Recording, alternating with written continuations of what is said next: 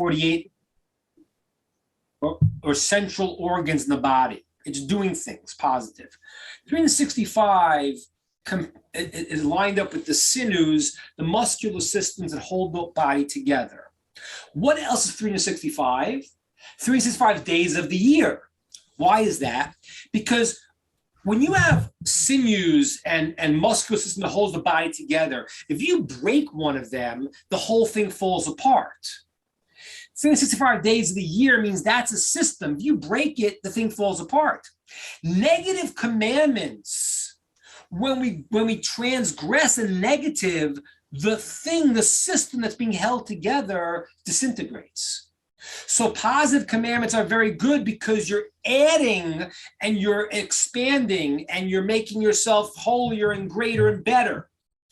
But when you go over a negative, what you're doing is you're destroying a system that's being held in place, like the muscular system of your body or the days of the year. And therefore, it's so serious to transgress a negative because you're destroying the system.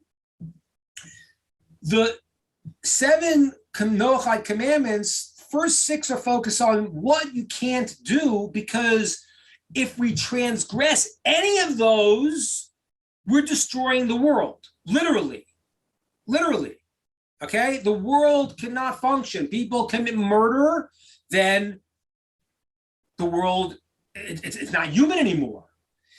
The 6 that we're talking about, when society transgresses that, they break the entire system. And therefore, the 7th commandment in the Noahide system is to make sure you set up courts to ensure that nobody destroys the system. Okay, now, based on that, I want to go back in history, because there were societies that were destroyed. We know in the Torah, societies that God said, these can't function anymore. For example, the generation of the flood, the generation of the people of Sodom, we know in the text they were destroyed. Again, today we don't know. We see somebody gets destroyed. We don't know what the cause always is. But when the Torah tells us, we understand.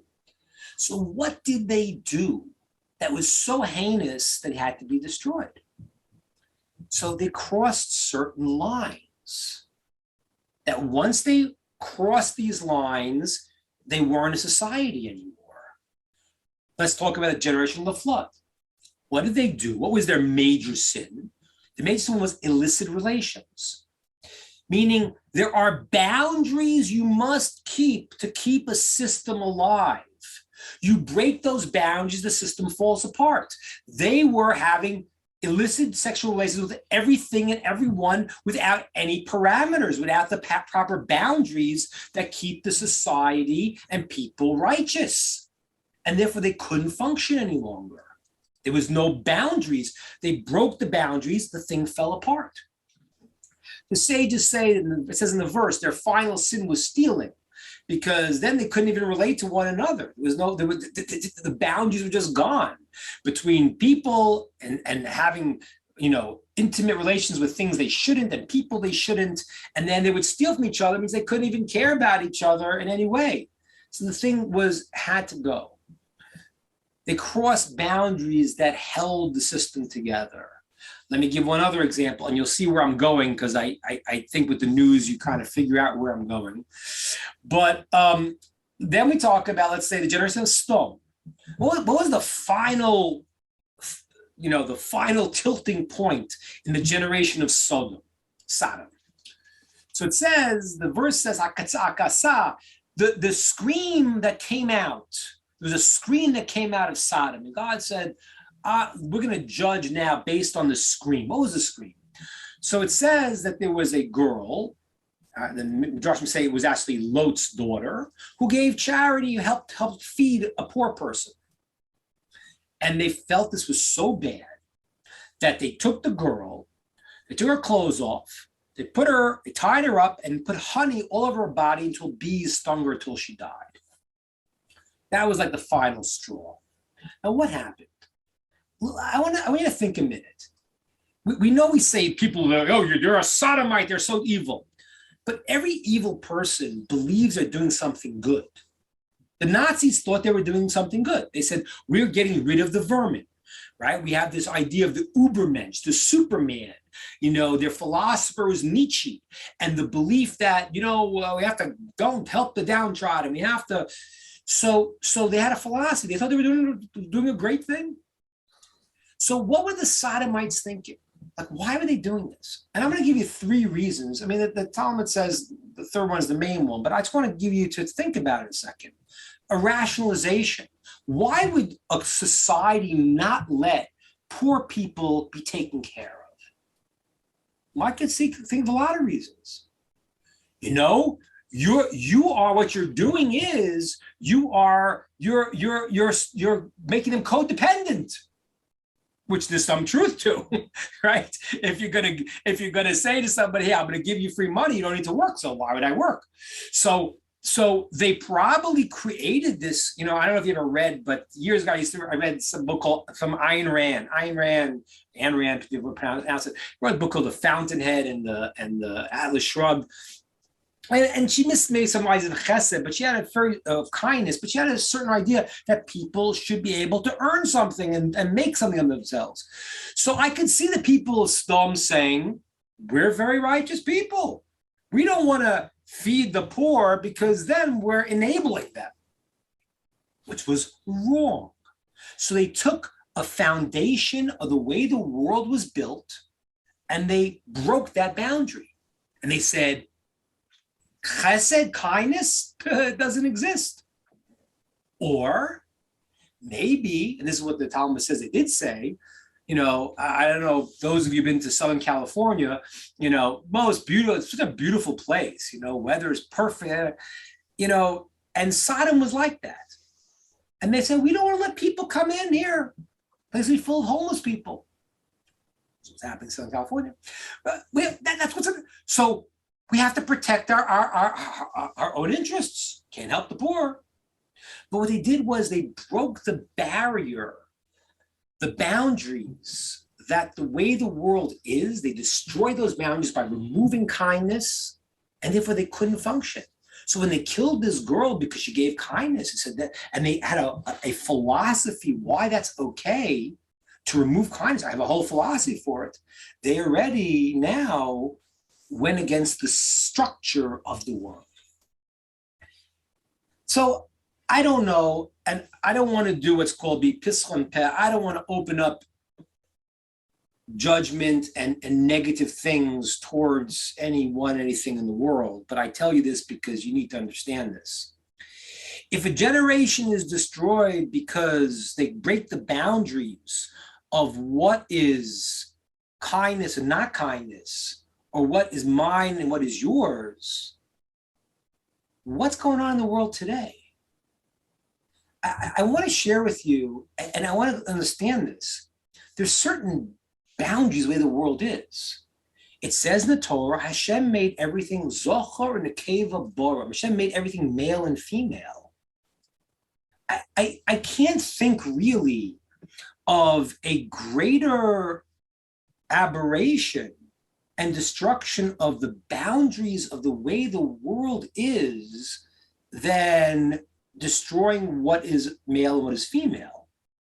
And I got to tell you, if the world has come to that, and I don't get into the politics of it, but if a judge is not going to know what's a male and a female, we got a problem in the country, in America, a major problem, and in the world.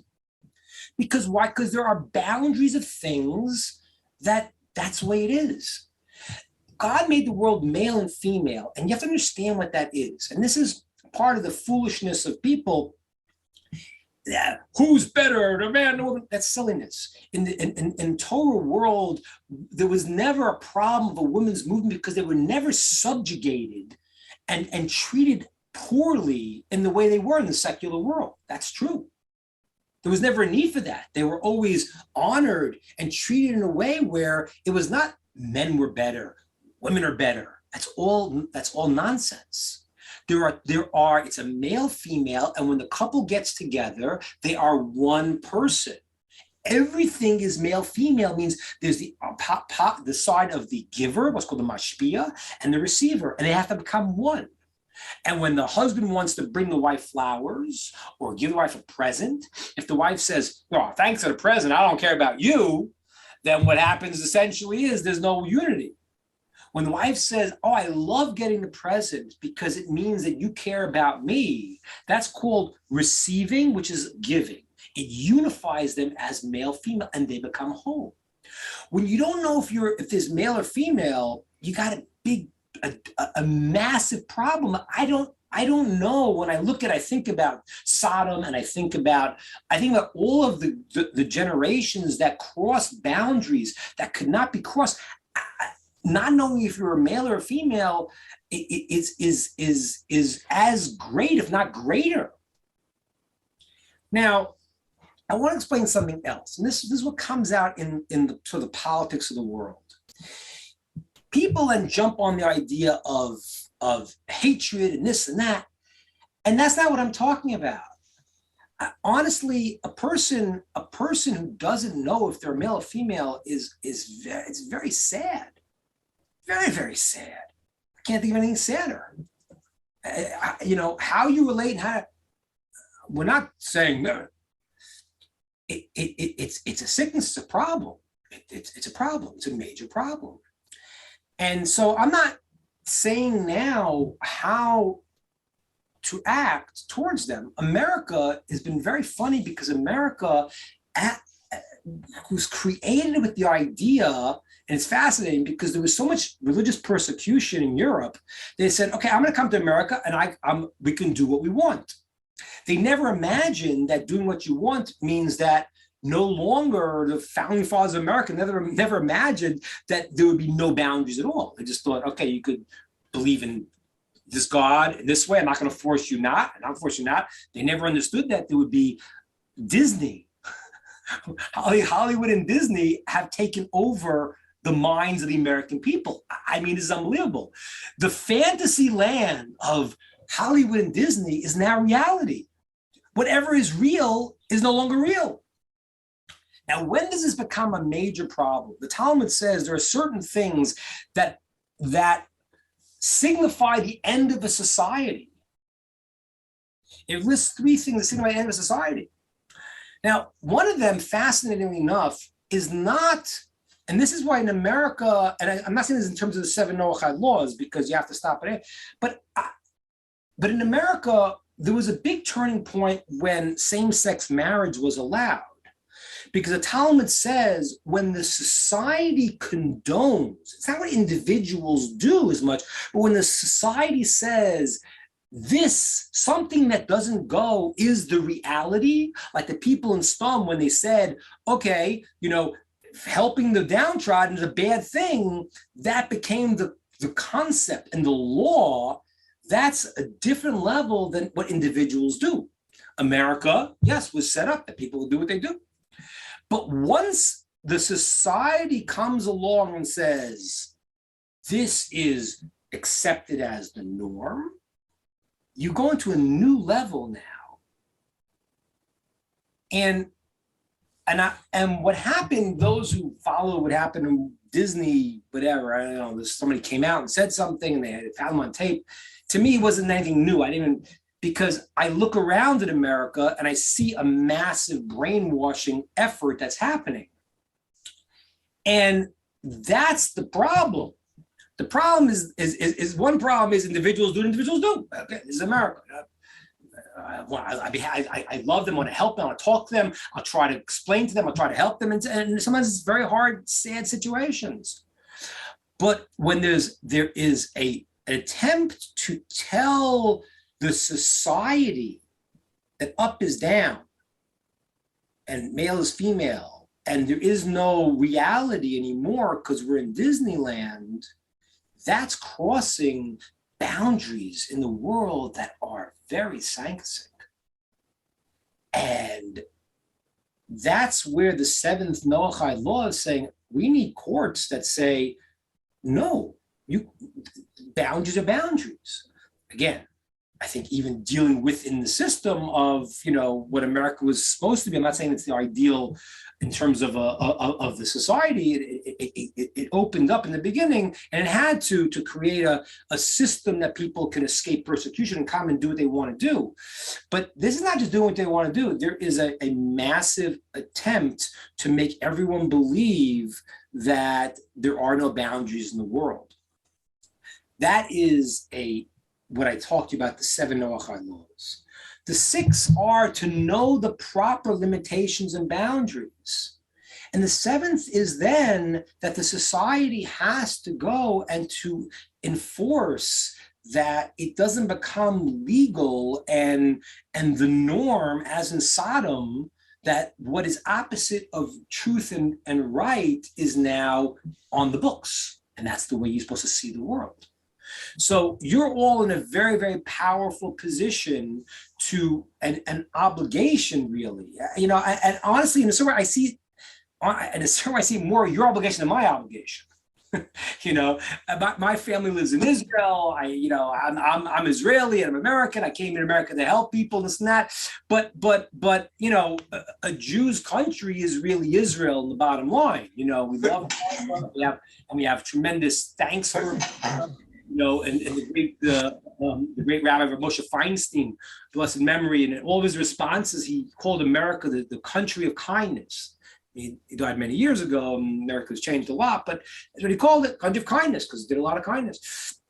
So a lot of gratitude. But as people, wherever country you're in, you need to look around at your country and say, wait a minute, what beliefs are being pushed? The male-female dimension is extremely beautiful, and it's the idea of wholeness. It's the idea of I can become one, and therefore to go and to say this is man's better, woman's better, and all these are different agendas is complete foolishness. God made us in certain ways, and those ways are beautiful and special for each one of us. And when we do our part, we become whole. You know, I'll just end with this one thing and I'll open to questions. There is a commandment, and this probably would actually, you know, I have to look if it extends to Noahides because it would make sense, the logical commandment in a certain way. There's a commandment called kilayim. Kilayim is crossbreeding. There's a little bit of an issue with that, okay? What is one of the issues is that God created systems. So he created, you know, apricots, and he created, so an apricot's an apricot and a peach is a peach, and to blur the lines is in certain cases is problematic, because you're saying, oh, God didn't make everything we need in the world. There needs to be something else that's not there, and and now the apricot's not an apricot and a peach's not a peach. And that has to be understood in terms of male, female, are realities of the world. And again, I'm not, you know, I know, you know, politics, and my name will be up on this website now. I'm not, God forbid, espousing any hatred or any dislike, just compassion for people. But once we allow people to tell our minds what's something is not, we're in a lot of trouble, because we've broken the boundaries that keep the world together and create this beautiful system that male, female can unite and create a child and be godly in that way, because they become whole. And now we don't know what's whole anymore, because we don't know what anything is. That's something that is worth standing up and being counted, and you having a big voice to stand for that.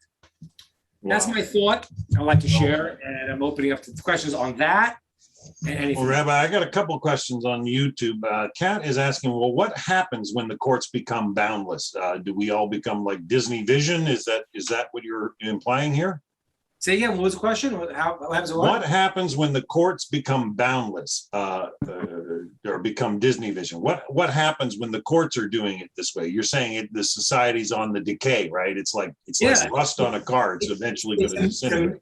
It's a major problem, because what's happening is, and I'm glad you asked this question, Kat, because there's 2 stages to this process. And that you got to see the two stages. If you miss the two stages, you get caught. The first stage is called blurring the lines. The first stage starts in the mind. Okay, and we're about a number of years into that already. And that's why a younger person who's grown up on certain beliefs knows nothing else. Yeah. Doesn't know anything else. So the first problem is the blurring of the boundaries. Who said? Who said? Who said this? Who said that? So once those, and that's why, I mean, this is like, it's really an assault. It's abuse to go and to talk to a kindergartner about these things of like ideas that you're pulling the rug out from under them. Right, it's child abuse. That's simply what it is. But the point is that the first step is blurring the lines, and with social media and everything else, that is in full swing. That ship already sailed, and that's what I was referring to. That ship's already sailed, and that's why we have to talk and try to educate. But we got a big problem because we have young people who you're watching everything, and that's social media is so powerful that these are blurbs of what's true, and you're seeing them, and you're ostracized if you don't say what everyone else is saying, so you just believe it. So the first line is the problem of blurring the lines. That's called in the heart. The head, I mean. The head is the beginning process. From the head, it goes down into the emotional level and then to the action level. So it's in the head right now. And therefore, that's why it will move from the head into the courts and become mainstream at a certain point, unless people stand up and say, we don't allow this as our country to accept this. What can we do? I mean, it's very hard. What you can do is educate ourselves, talk to our kids, talk to people. Again, don't fall into the trap of being called a hate monger. That's the ultimate trap, because you get angry. You're like, what are you saying? You see, you're against. I'm not against anyone. I'm not against anyone. I want the whole world to know there's one God. He loves us, and he wants the best for us, and that's what I want. I don't want anyone to be on the negative side of anything. Let everyone get their act together. But we can't go and allow ideas to fester like that. So we have to talk about it. You have to also pray. You have to dive into Hashem and say, I'm doing my part. Help my country, whatever country you're in. Help the people. Let me help the people around me. Pray for your environment. I thought about Sodom. Abraham prayed for Sodom. Do you ever think about this a second? Abraham prayed for God to save the city of Sodom. They were the worst people in the world. What kind of prayer is that? What was he doing? What was Abraham praying? If you read in the verse, he said, if there's 50 people, it's 10 and 5 cities, and then 45 and 40. And then he comes down, there's 10. He's praying to save the entire city of terrible, terrible people. Why isn't he saying just wipe them out? And the answer is, Abraham wasn't praying for the bad. He was praying that the good inside the city could wake up the entire city. That's why he prayed for the 10 people in the city. Because if there's 10 people in the city that have their act together and know what's true, then they can affect the others. Abraham wasn't praying, leave the terrible people, leave the killers and the barbarians, leave them around, let them continue with doing what they're doing. That's what wasn't what his prayer was. His prayer was, God, if there's 10 people in the city, then there's still goodness there that can be brought out. That's what you have to do. So pray that you could affect your city. Once it gets into the minds of the young people, once it gets into the courts, once it gets to that, there can become a point where there may be a point of no return for certain countries.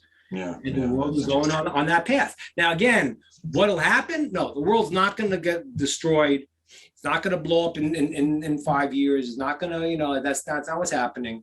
There could be serious processes of how things come about. In the end, the world will come to its perfection. But you know, 100%. we want to avoid all that negative things and be. Well, Rabbi, that leads to another question I've got here from Stephen. He says, can the rabbi speak on the conflict between the U.S. Constitution, primarily the First Amendment, and the Noahide laws? And then I asked him specifically what conflict, and he said the difference between freedom of religion versus no idolatry, or freedom of speech versus no blasphemy. How does Noahides cope with freedom of religion? It's a very good question. It's a very good question. I'm not a legal scholar. And that's what I said, Stephen, when I was kind of in the beginning, I was saying America is interesting how America did what it did. Because America did not come as a Noahide country. That wasn't the process. They were escaping persecution and they wanted the freedom of religion. Now, there was a certain problem that may have been built into the Constitution in the beginning, which may be coming out now, which is once we said, the founding fathers of America, I think if they would, they wanted to say you could have any religion you want. Would they have believed that the religion was no religion? Would they have ever thought that anarchy and there is no boundaries? Would they ever think that? I don't think they would ever even imagined the world would be at the place it is today. But you're right. It is a problem in the Constitution that the Constitution of America does not set up a system as a Noahide nation. It does not. And when Mashiach comes, then it will. Until that, it's not going to do that. But what America has to do to fight to retain its status as a nation that could be a righteous nation is that they have to go, and if individuals will keep the Noahide laws and the parameters of the society will be such that will have certain definitions, then the society itself, even though the Constitution allows and has to allow it, that's the way it was built, it could still be a righteous society. Let me explain a little bit deeper what I'm saying, Stephen, because you say it's a great question. And this really came to the Supreme Court discussion that's right now in the confirmation hearings. You see, words define things. So when I use a word and you use a word, if you understand the word completely differently than I do, the whole context is different, right?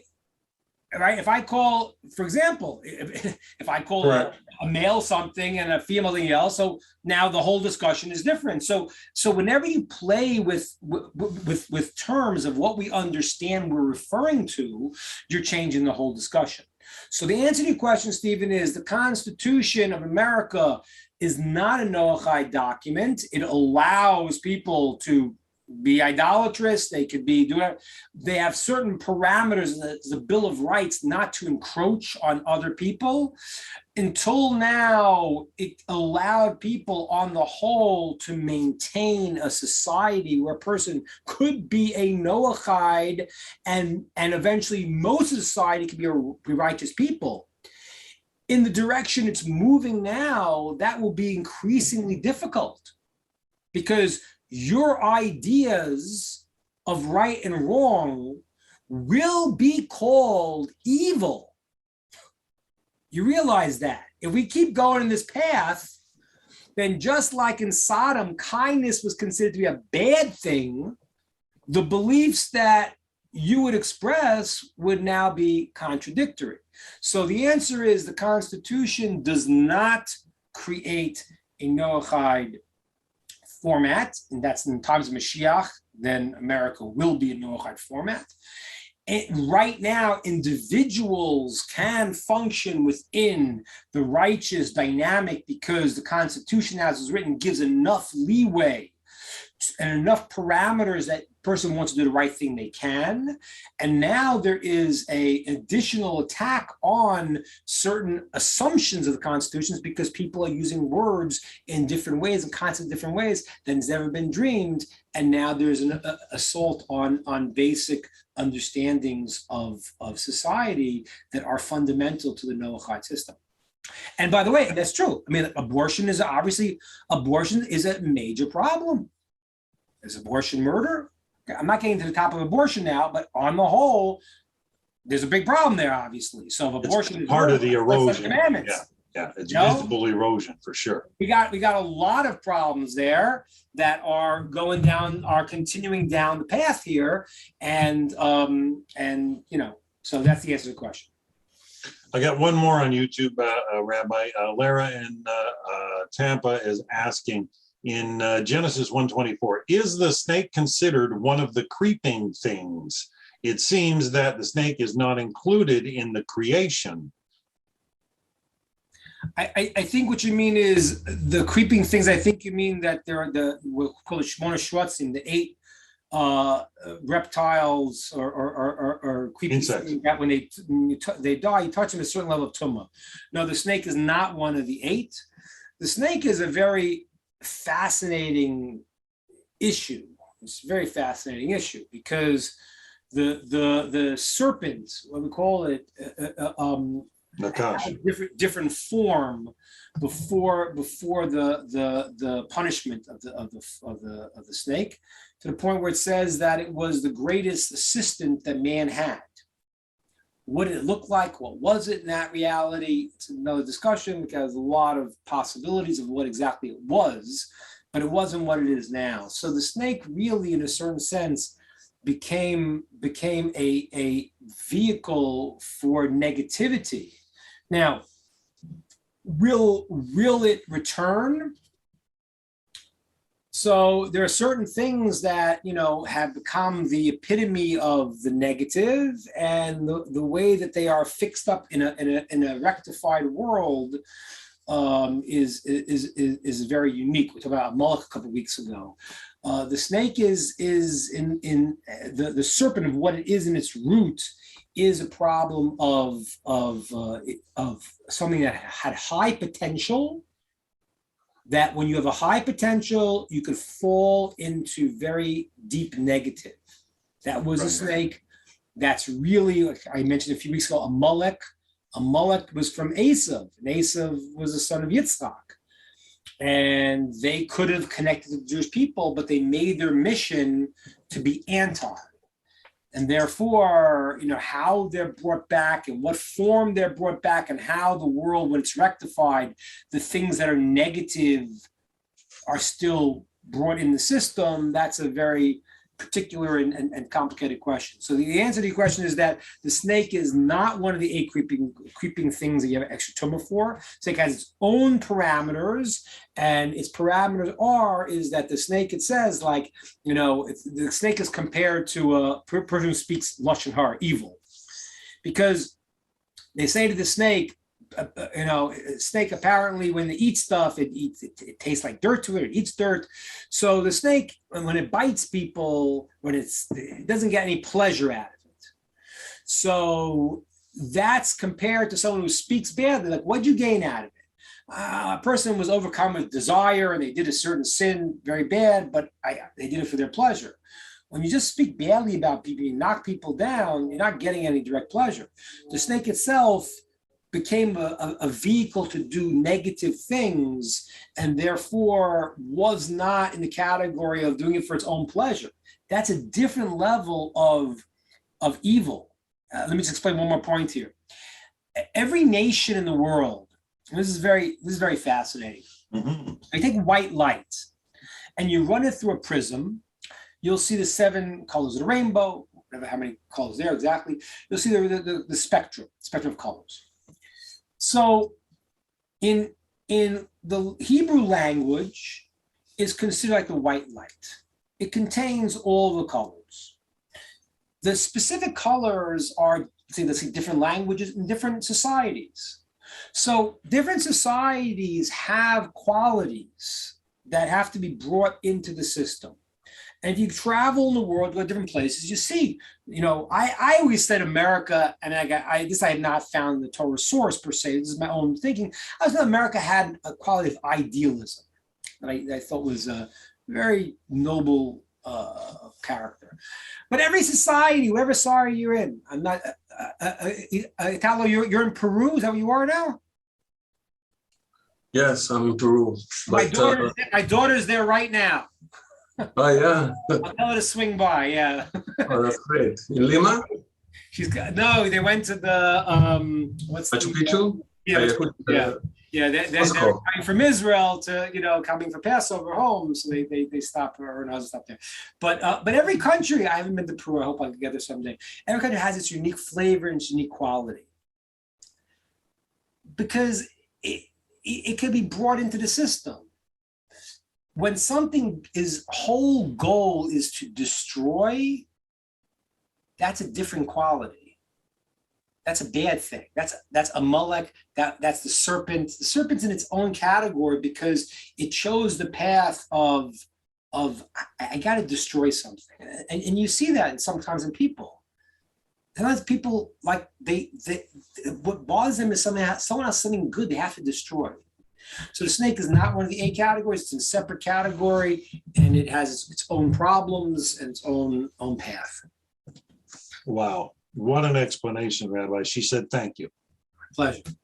Okay, we'll open up to some more questions, ideas, either about my rant about society, which I felt I had to do, because you guys are in the role there, in the position that you got to stand up and say, no. Rabbi, you had suggested, and Atala, I'll get right to you. You had suggested, what can we possibly do in our society when there seems to be this real vocal minority that is trying to push this agenda.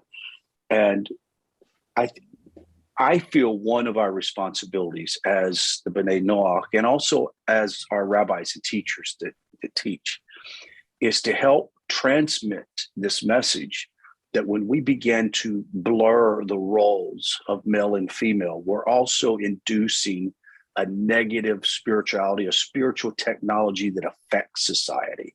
This is, it's not that we want to force you to do something or be something you don't think that you are. But when we start saying that good is bad and bad is good, and male is female and female is male, we've begun to mute down the power of individuality, distinction, holiness, and goodness in the world. What brings down goodness in the world is everybody realizing their distinction. And we're coming to a place in society where, there's no distinction amongst anybody. You can be whatever you want. And it's scary, but I think we do have a role. And that is to help people understand we're not against anybody, but clearly, do you realize how many people that are in that role that consider themselves, binary, they don't have a gender, whatever. Many of these people deal with very serious mental health issues. And it's proven, it's proven. Of course. Because they don't even know their identity, and that's a horrible situation to be in. Go ahead. Very, very, very painful, very difficult. Mm-hmm. But the bigger problem is not that small minority who need help. It's the agenda. And there is an agenda. Don't be fooled. There is an agenda because the agenda takes it, and that's why. Look, it's very much connected. Like the idea of communism. Communism is always very closely connected with atheism. It always was. It was one of the founding principles that we don't accept the way God made the world. We're the ones who are going to make the world the way it should be. Of course, it meant the guy who was in charge took all the money. But it's the same thing here also now. It's like, no, we don't accept that. We live in Disneyland. And we're going to create a new reality. So it's not even the people that have the problem that they need help. it's the people that say this is a great opportunity to allow a destruction of boundaries. That's how I started today, because that's what it really is. Destroying boundaries has an objective, it has a goal. It means now it's a free-for-all. I can do whatever I want to do. That's what Atalo and then Rabbi Weissman. Atalo? I was gonna ask, are the Democrats flushing America down the drain? But I won't ask that. Instead, I'm just gonna ask that should we participate? Try to help out in the elections to choose people that have our own values. Is that an important thing for us to do? Yeah, I think it is very important.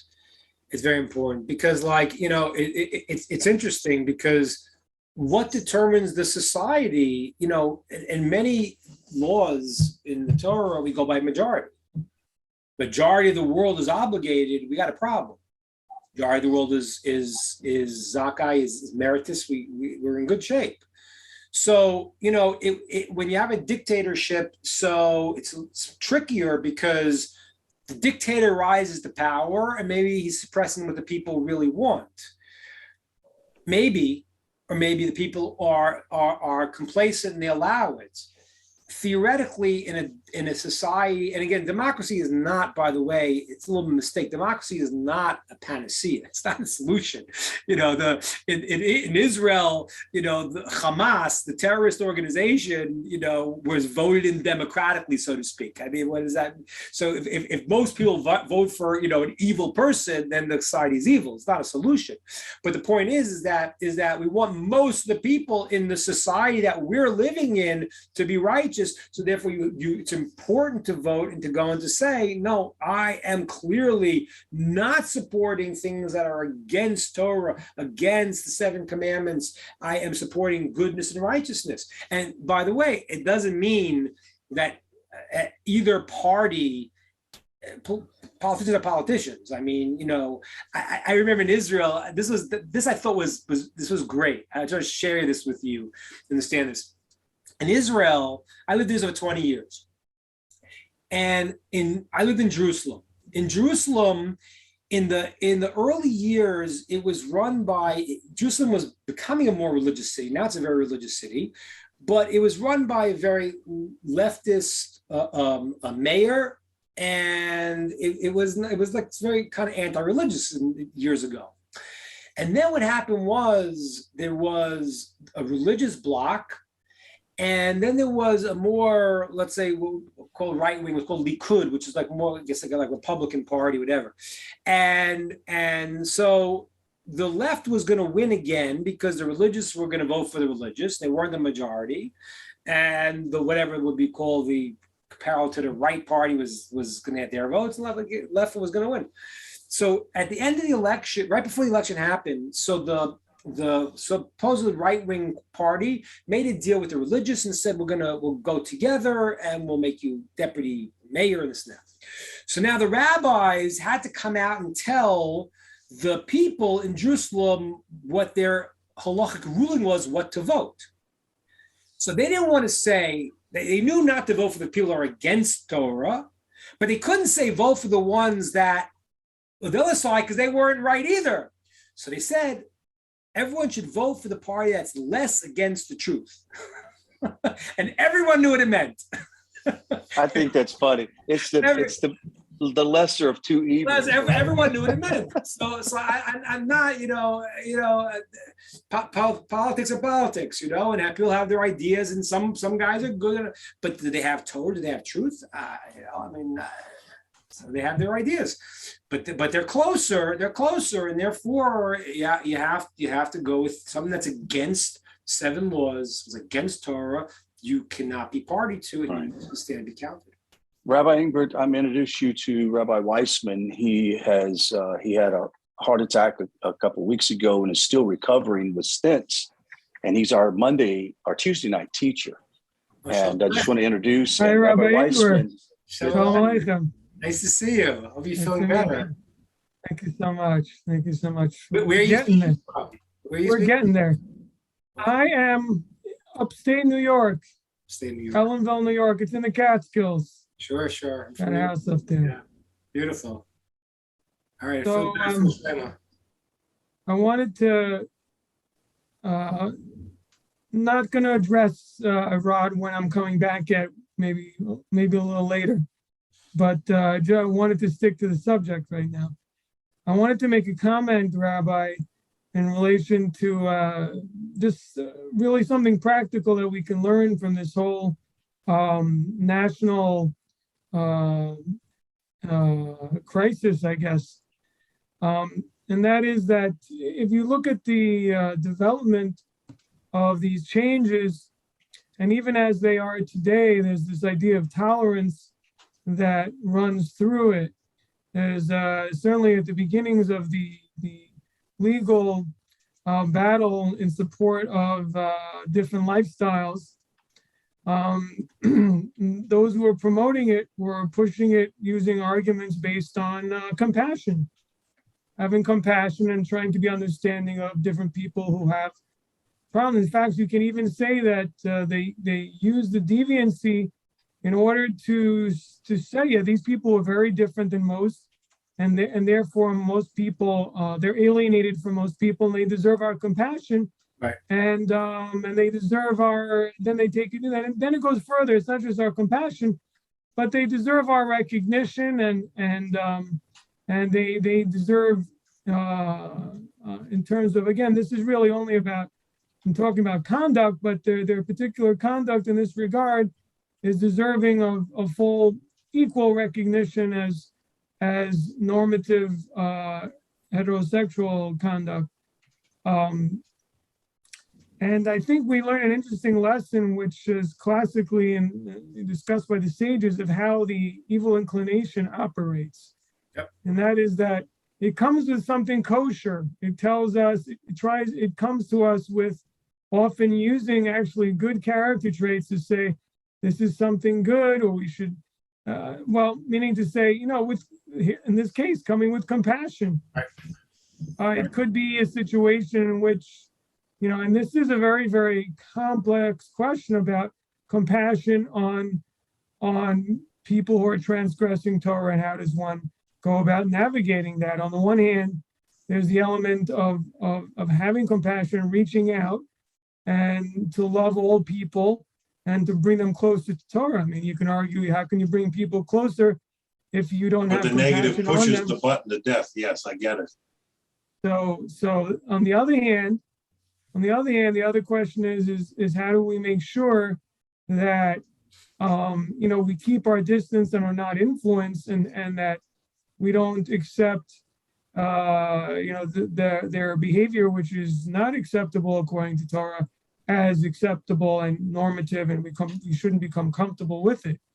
So it's quite a nuanced situation, and I think it flows over into in many other situations, but obviously it's very important for the Noahide community, because obviously if so many different people have different relationships with, let's say, people who are in different forms of idolatry or have views that are very hostile to Torah views, and how do you navigate those relationships? As on the one hand, reaching out and showing love and unconditional caring for the person as in being in the image of God, but yet at the same time making sure that there's absolute clarity that their actions are wrong, and not to learn from those actions of those people. I kind of just spelled it out. I mean, that's basically what it is. It's nuanced in that you, one hand, recognize them as a holy soul, as being in the image of God, but in terms of their particular behaviors, one or two of them or whatever that are particularly problematic, you make sure that it's very clear that you stay far away from that and don't lose focus that that's something that you don't want to learn from. Well put. I think it's a very good point. We just add a couple points. Very, very well put. I mean, like, you even see, and this is an amazing thing, because the ideas that they're using of compassion are Jewish ideas. People don't realize. I mean, American society, or the Romans, the Greeks, the Greeks, if the baby was born with a defect, they killed the baby. It wasn't a society that was helping the downtrodden. So these are Jewish concepts. to help the downtrodden, help those are Torah concepts, and the Torah is the place where it is found in the beginning. So these like all lies have to have an element of truth. And so that is the element of truth, is compassion. I agree, it's a very good point. That's what happens. They're using the compassion. That's why I said don't get into the thing of I'm this and that.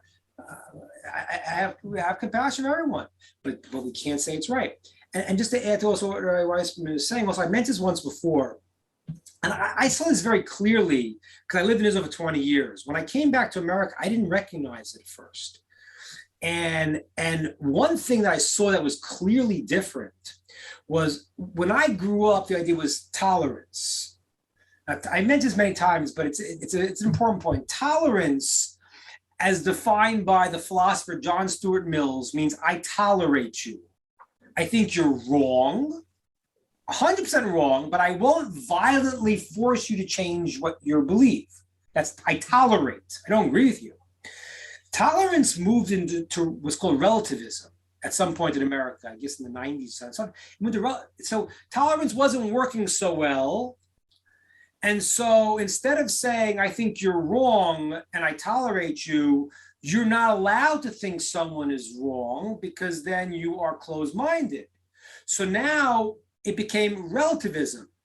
There is no truth. Everything's relative. That was a big shift in America. You can't say something is wrong. Then you're racist, you're closed-minded. That's not true. And that's the split that Rabbi Weissman is saying. I 100% agree. I love you. I want to help you. I think you're dead wrong. And to say it in that way, to say, listen, because they need to hear the contrast, because it's already been brainwashed that when you say I'm wrong, you're saying, therefore, you're saying you want to kill me and destroy me and I'm terrible, blah, blah, blah, blah, blah. That's already the mantra. So shift it. I love you. There's so many good things, but I believe that you're completely wrong. I'm not going to force you to change your opinion, but that's an important split. Thank you very much. Appreciate it. Good. Other questions, ideas, comments?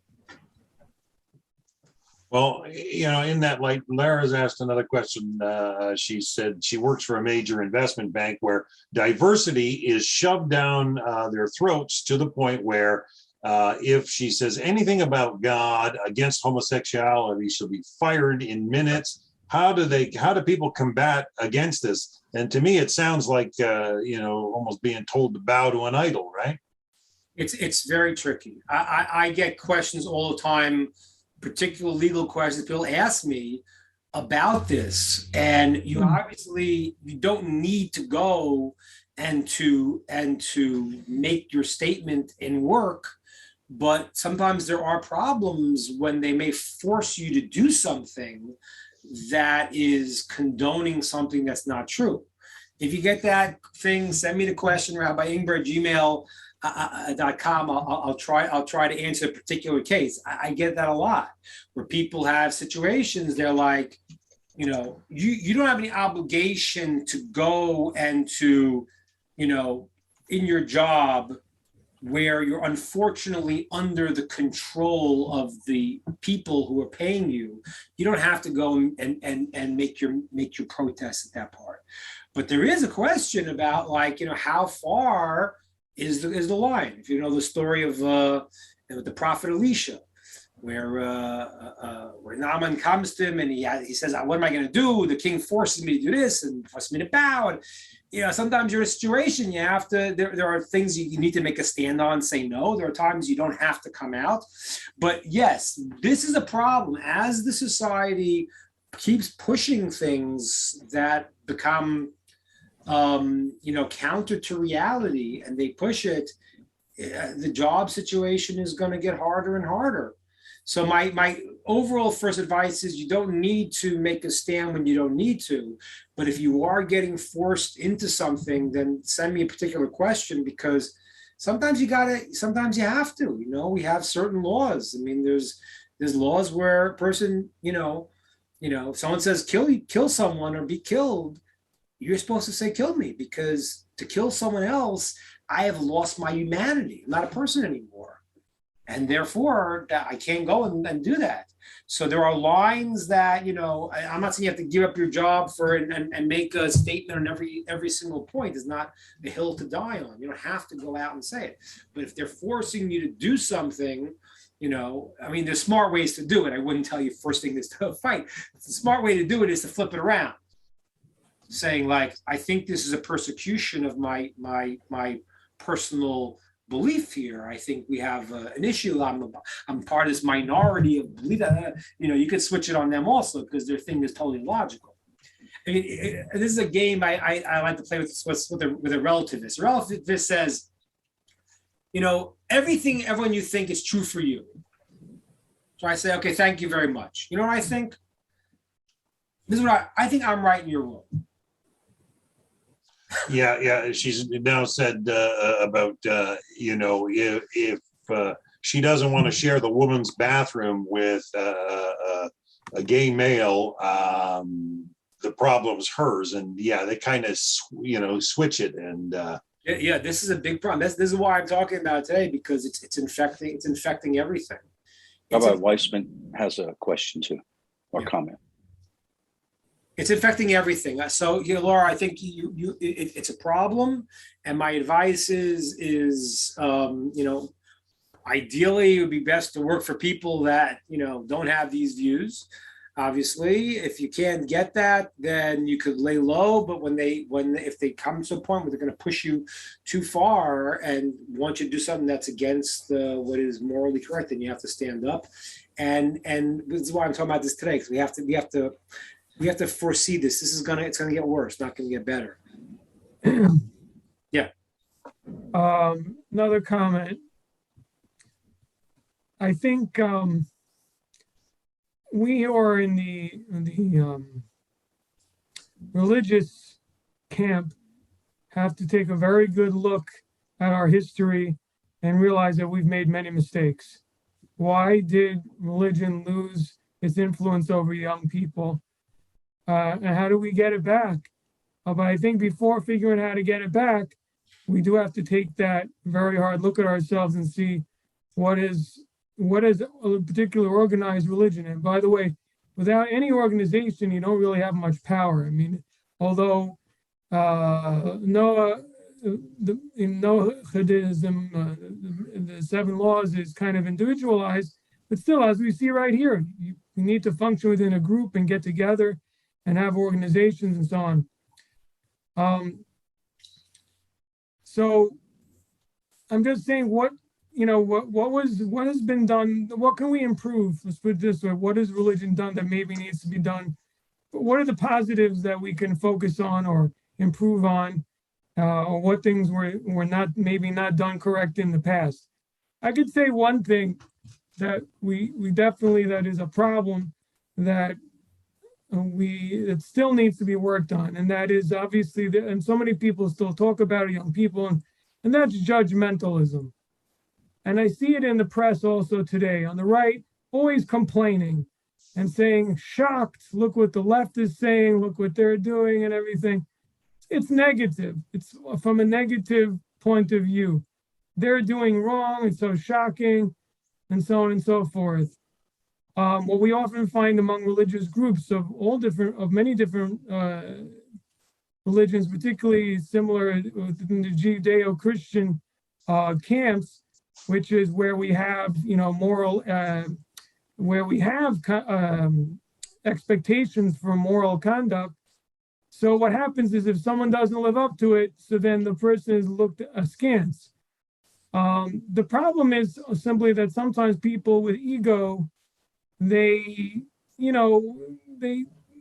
get involved in that aspect of things, and they point fingers at others, not for, maybe unwittingly, for not the right reasons, and certainly, again, not out of love. So anyway, my simple point is really to turn this around and to emphasize the positive and spread with love and to spread with happiness and simcha. I think that's probably the main point, is how do we bring simcha and vitality into our Jewish practice, and also meaning and change. That's another issue, is that when young people feel that there are problems in the world, that the existing establishment is not doing anything about it and ignoring, and there's other voices that are saying, hey, let's do something about this, and are active. So then that could also cause, issues of a feeling of that the religious establishment is not paying attention to the needs of the generation. So anyway, I'm simply, I don't really want so much to address, maybe I've said too much already, but really just simply to focus on the positive and try to, as I said, to bring out vitality, happiness, and also to pay attention to those in need and the problems and to address them.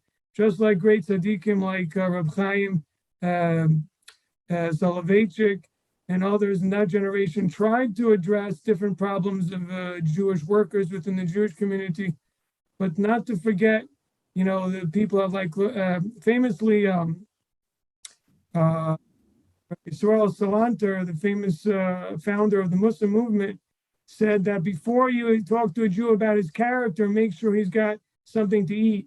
So in that vein, to reach out, to put a smile on someone's face and have unconditional love for others, and try to, where you see some problem, don't look away and say it's someone else's problem and I have to go back to my holy books, but to try to do something.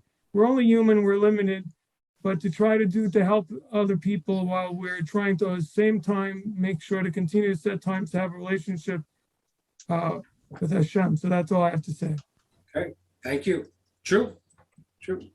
Any other time for one or two more, or is we? Anybody else have any questions or comments that you would like to add? Now would be the time before we have to go. I have one that I'm a little worried. Somebody else? No. Go ahead. This is a little different topic, but when you were talking about Sodom and Gomorrah earlier, it made me think of a question that came up that I was reading in a book or commentary or something, I don't remember. I said, why did Abraham pray for Sodom and Gomorrah, but apparently did not pray when he was told to offer Isaac? And I never thought of that before. And I thought, well, that was kind of an interesting question. Why would he not do that? It was a 3-day journey, I think, and he meditated a lot. Yeah, he did, but it's a good question. It's a very good question. It's two different purposes, two different reasons. So for Sodom, the praying for Sodom, as I said before, and there are many sources that say this, is that he's praying for the good in this situation. That's what he's praying for. He's praying there's got to be some good quality and let that come out. The praying for Isaac, there's a lot of reasons why he did it. There's a lot of ways to say it, but the approach that I would take is that Abraham knew the test of the Akedah was getting to the place where I'm trusting Hashem beyond my logic. And therefore, to ask the question there was not the appropriate time. As a matter of fact, you see at the end of the story, he says, God, I could have asked you these questions. So he didn't want to go there. And I'll explain a little bit deeper why, which is a little bit connected with last week's parasha also, with when Aaron, it says when his sons died, and it says, Vayidom Aaron, was silent. There's two different levels of silence. One silence is that, let's say someone insults me. So that's called bolem piv. I want to respond, but I say, no, I'm going to hold it back. That comes from a place where I'm saying, I want to be above the way this person is acting. They're calling me this, they're calling me that. I want to be above that. I'm going to hold back. That's one level. It's a worthy level too. It's a very good level. There's something else when you realize that there's something beyond where you're at. That's why it's the law of, like, a person has a Rabbi, as a teacher, and a certain place where, you if you can't, of course, if he's doing something wrong, but there's a certain place where it's beyond my ability to understand. And therefore, that's the word by Aaron, by Dom Aaron. Aaron was silent. I had nothing to say. He knew it was beyond, the reason was beyond whatever it is that he had. And that was the place of Avram. Avram is placed there, and it's fascinating, and I make it very practical in our world, because there are religions that talk about something called, blind faith. That's not Judaism at all. In Torah, there is logic. There's logic. This is right, this is wrong. And you use your logic to the nth degree. There's a certain place where you have to understand that God's thoughts are beyond my logic. I'll give you an example. You go to a doctor. Now, there's a certain point where the doctor, he said this, said that, and you feel this doctor's a great doctor. Now they tell you to do something, and you don't understand all the math and all the medicine about it. But you understand through your mind, you already understood this doctor is very good. And now, since everything else they said before you understand a certain place that's beyond what you could understand in medicine. You're not a doctor. How much more so is our idea? The mind could take us to a certain place. We have to use our logic. And there's a certain place where God's thoughts are not our thoughts. And that was the place of Avram. When he knew the commandment was that God said, you followed everything. Avram is called in the Talmud called Philosopha Gadol, the great philosopher. If they said who Avram was, his whole thing was he figured out God from his own logic. He was called the great philosopher. He figured it out from his own mind. Everything he used was his logical mind. And then there was a place where he knew to be true, and he had to understand there was a place that God was telling him beyond what he could understand. That's the difference. Sodom was a different quality. Pray for the good. My job is to pray for bringing out the good in people. My wife's been said before. I pray to bring out the good in people. Here it's my world, and I want to put my world on understanding something. This is beyond me, and that's why Avram was silent. Something by Aaron, by the way. And I guess, could we add to that when we truly believe that in your example, the doctor, or take it on to Hashem, when he tells us to do something that is beyond our understanding and logic, we have to believe that that person has my ultimate good in mind, will not lead me into something wrong, which even though I don't understand it, I know it's for my good. Same with the doctor. 100%. And I want to just qualify. This is not, don't believe this idea of blind faith. That's not what we're talking about. Right. Using the logic, but there's a certain place whenever we talked about this last week, we talked about idolatry a little bit, there's a certain place whenever I believe that I could understand God, I'm in trouble already, because then you make yourself God. You can't. It's not possible. It's a verse. There's no way. You can't understand God in any way, shape, or form. So therefore, but yes, when God tells you to do something, it is going to be for your good. Anything that's right, anything that's true, anything that's good is never going to go backwards and never going to come back negative. That's what the question that Laura asked before also. I'm not saying you have to know when and where to take a stand, but when you take a stand, even though it may be difficult at the time, when you're doing the right thing because it's right, in the end, the good will come. This has been an amazing discussion. And as always, this will stand out as something great for people to watch post-production. And Dan, I just want to remind those before you have to go, those who are watching us on Facebook and YouTube, that hasn't had the opportunity to join our weekly classes or the weekly classes with the World Noahide Center, I want to encourage you to get a hold. There's plenty of learning opportunities to learn, to read Hebrew, biblical Hebrew, getting some of the, I would say, the best teaching you can find for Noahides anywhere in the world is right here on NETIV and the World Noahide Center. And we're very happy to be able to do that. I want to thank the two people from the international community, Atalo in Peru, and Stephen Green in the UK. Thank you so much, guys, for showing up. I mean, Stephen, we've missed you. I remind me to tell you about my disaster in doing sous vide this week. Okay, I'll talk to you later about it. I don't want to embarrass myself in public, but Where is Stephen? Where are you? Stephen is Stephen. Recognize yourself. Open up. You're on mute. Remember, you're muted, Steve. Good evening. Yeah, good evening. I'm about 23 miles south of London in a small village called Canal Side in Woking. The reason I came onto the group tonight is because I finished my contract with my last employer, and I've picked up a brand new job, and I start tomorrow. So they were working me towards a heart attack, so I had to pull out basically. Yeah. So yeah, I've got more time. I've got more time. Go well. This new path should go well for you. Yeah. Better life. Hey, Ricardo.